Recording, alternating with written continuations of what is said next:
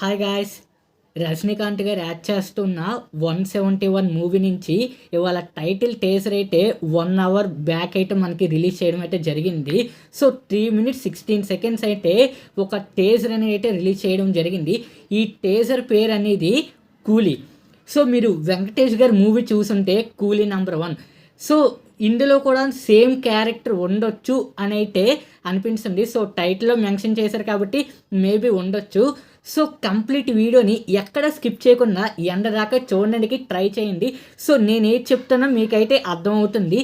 So ఇంకా వీడియోలోకి వెళ్ళిపోతే స్టార్టింగ్ ఒక పోర్ట్ దగ్గరలో ఉన్న ఒక వేర్ హౌస్లో అయితే ఇదంతా షూటింగ్ అంతా అయితే జరగడం అయితే జరుగుతుంది. సో అక్కడ కొంతమంది ఒక గ్యాంగ్, ఒక గ్రూప్ ఆఫ్ మెంబర్స్ కలిసి ఇల్లీగల్గా గోల్డ్ ఐటమ్స్ అయితే స్మగుల్ చేస్తూ ఉంటారు. సో అది తెలిసి మన రజనీ సార్ అయితే వాళ్ళందరినీ చెదగొట్టడానికి అయితే వస్తారు. సో అదే టైం అప్పుడు వాళ్ళ బాస్ అయితే ఫోన్ చేసి ఒకడు పోర్టు సెక్యూరిటీని దాటేసి వచ్చాడు. సో వాళ్ళు అంతం చూడది ఎవడైతే వాడు వస్తాడో వాడి నుంచి అంతం చేయింది నుంచి వాళ్ళ బాస్ అయితే మన వరద సార్కి అయితే ఫోన్ చేసి చెప్తాడు. వరద అంటే ఎవడో తెలుసు కదా మీకు, కేజీఎఫ్లో నుంచి one of the most dangerous villain. So తనకైతే ఫోన్ చేసి అయితే చెప్పడం అయితే జరుగుతుంది. సో మనోడు ఏం చేస్తాడు, ఏదో పెద్ద వీరుల్లాగేంచి అందరూ కలిసి వెళ్ళి కొట్టేద్దాం అనుకుంటారు. కానీ ఈ గ్యాప్లోనే మన రజనీ సార్ అయితే కొట్టడం అనేది స్టార్ట్ చేసేస్తారు. సో అందరిని అయితే ఉతికి ఆరేస్తే జరుగుతుంది. సో అదే టైం అప్పుడు మొత్తం అంతా మీకు చూస్తే మొత్తం అన్ని గోల్డ్ ఐటమ్సే కనిపిస్తుంది. అలాగే వీడియో ఎండింగ్లోని గోల్డ్ ఐటమ్స్తో పాటును యూరోస్ కూడా మనకు కనిపిస్తాయి. ఈ యూరోస్ అనేవి ఎక్కడ వాడతారంటే ఇటలీ ఒకటి, అలాగే జర్మనీ, ఫ్రాన్స్ ఎక్సెట్రా ఇలాంటి కంట్రీస్లోనైతే మోస్ట్లీ ఈ యూరోస్నే మనకి 1 euro = 88 rupees. సో ఈ యూరోస్తో పాటును కొన్ని గోల్డ్ ఐటమ్స్ కూడా మనకి అక్కడ కనిపించడం అయితే జరుగుతుంది. కొన్ని అయితే మొత్తం ఆ వేర్ హౌస్ సింపుల్గా గోల్డ్ ఐటమ్స్. ఎగ్జాంపుల్ ఒక యానిమల్ తీసుకోండి, ఆ యానిమల్ గోల్డే. అలాగే ఎంత ఒక చిన్న రాయిల్ లాంటివి, అలాగే మనం చేతికి వేసుకుంటాం ఒక కడియాలు, అలాంటి వాచెస్ ఎక్సెట్రా చాలా మొత్తం మళ్ళీ అలాగే గోల్డ్ బిస్కెట్స్ మొత్తం అన్నీ గోల్డ్తోనే ఉంటాయి ఆ వేర్ హౌస్ అంతనా. దాన్ని మనం రజనీ సార్ అయితే కబ్జా అయితే చేసేస్తారు. సో ఈ మూవీకి అయితే సో మీరు బ్యాక్ మూవీస్ మొత్తం చూసుంటే ఖైదీ కానీ, విక్రమ్ కానీ, లియో కానీ ఈ 3 మూవీస్ ఎల్సీలోనే అయితే మనకి భాగం అనేది తెలిసింది. సో ఈ 3 మూవీస్ కంపేర్ చేస్తే అవి మొత్తం 3 మూవీస్ అనేవి డ్రగ్స్ కోసమే మొత్తం అంటున్నా. ఆ డ్రగ్స్ ఒకటి, కొకైన్, మొత్తం నార్కోటిక్స్ మొత్తం అన్నీ కలిపి అనుకోండి. సో ఇదైతే కంప్లీట్గా డిఫరెన్స్గా ఉంది. అది మొత్తం డ్రగ్స్ కోసం అయితే ఇదంతా గోల్డ్ కోసం అయి ఉండొచ్చు. సో నా ఒపీనియన్ బట్టి అయితే ఇది ఎల్సీలోని అవునా కాదనేది అయితే ఇంకా మనకి కన్ఫర్మ్ అయితే జరగలేదు. కానీ ఖైదీ మూవీ ఎప్పుడైతే హిట్ కొట్టారో లోకేష్ కనకరాజు గారు ఒక ఈవెంట్లోనైతే చెప్పడం అయితే జరిగింది, నేను 8 to 9 మూవీస్ అయితే చేస్తాను ఎల్సీలో నుంచి. సో ఆ 8 to 9 మూవీస్ చేసిన తర్వాత ఇంకా నేను డైరెక్షన్కి గుడ్ బై చెప్పేసి నా దారిని నేను పోతాను అని అయితే మన లోకేష్ కనకరాజు గారు ఒక ఈవెంట్లో అయితే చెప్పడం జరిగింది. సో మరి చూడాలి మరి ఈ 3 మూవీస్ అయితే మనకి డ్రగ్స్ కోసం. ఈ మూవీ మాత్రం కొంచెం కంప్లీట్ డిఫరెంట్గా అయితే ఉంది. సో మరి ఇది గోల్డ్ కోసం మొత్తం అంటేనా. మీరు అలాగే కూలీ నెంబర్ 1 చూసుకుంటే వెంకటేష్ గారికి ఇక్కడ ఒక కడియం అనేది ఉంటుంది, కూలీ నెంబర్ 1 అనేది. సో ఇందులో కూడా మన రజనీ సార్ అయితే లాస్ట్లో మెన్షన్ చేస్తారు, ఇక్కడ ఒక కడియం అని ఉంటుంది కూలీ అని. మొత్తం ఇది 4 to 5 లాంగ్వేజెస్లో అయితే రిలీజ్ చేయడం జరుగుతుంది. సో అక్కడైతే ఒక భాగం వచ్చిన వెంటనే 4 to 5 లాంగ్వేజెస్ అనేది కూలీ అనేది ఒక టైటిల్ అయితే రిలీజ్ చేయడం అయితే జరిగింది. Written and director by Lokesh Kanagaraj గారు. ఏం చెప్పమంటారు అసలు, ఒకటి ఎక్కడో మన లోకేష్ కనకరాజు గారు యాక్చువల్గా టాలీవుడ్లోని మొత్తం హీరోస్ అందరినీ ఎల్సీలో అయితే ఉండాల్సింది. కానీ మన ప్రొడ్యూసర్స్ లోకేష్ కనకరాజు గారిని సో నమ్మలేకపోయారు.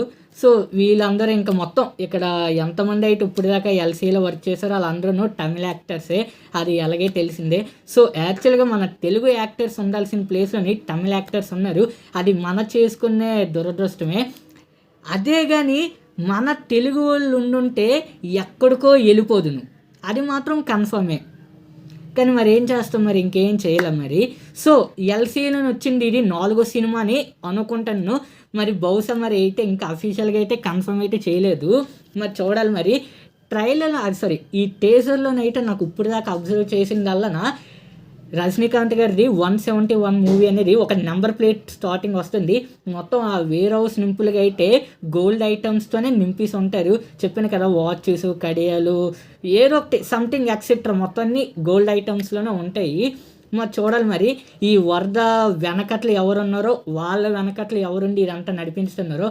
ఇది మోస్ట్లీ పోర్ట్ దగ్గర ఉన్న వేర్ హౌస్ కాబట్టి డైరెక్ట్గా షిప్స్లోనే వేరే వేరే కంట్రీస్కి అయితే వాళ్ళు ఎక్స్పోర్ట్ అయితే చేస్తూ ఉంటారు. చెప్పాను కదా మీకు, యూరోస్ కూడా కనిపించాయని. యూరోస్ కూడా కట్లు ఇవన్నీ కనిపిస్తాయి.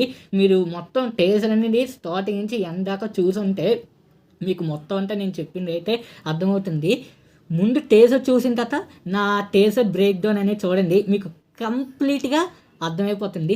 నాకు కనిపించిన డీటెయిల్స్ అయితే ఇయే మెన్షన్ చేశారు మోస్ట్లీ. ఇంకా ఇయే నాకు తెలిసి అయితే మొత్తం నేను 1-3-4 సార్లు అయితే క్రాస్ చెక్ చేసుకొని మరీ చూశాను. టేజర్లోనైతే డీటెయిల్స్ అయితే నాకు అనిపించాయి. అలాగే ఒక సౌండ్ బోర్ కూడా ఉంది. అక్కడ మార్షల్ ఒక సౌండ్ బోర్ వాడుంటారు విక్రమ్లోని. ఇందులోని పెద్ద కంపెనీ గురించి అయితే ఏం మెన్షన్ చేయలేదు. అక్కడ అండ్ అనిరుద్ మ్యూజికల్ నుంచి ఒకటి మెన్షన్ అయితే చేశారు.